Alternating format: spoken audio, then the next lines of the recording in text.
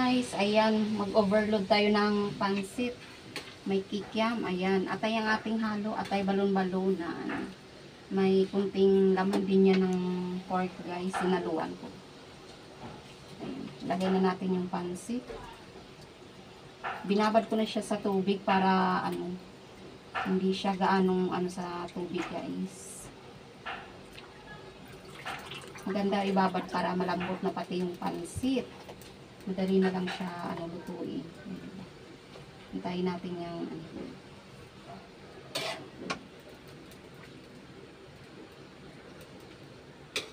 lagyan ko rin to sutanghon. Masarap kasi may sutanghon yung pansit natin. Ayan.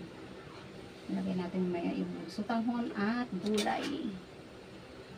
Ayan, pag malambot na yung lahat ng pansit. Diba?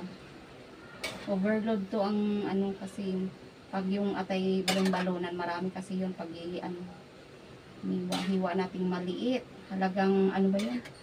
Magkano ba bili ko? 50.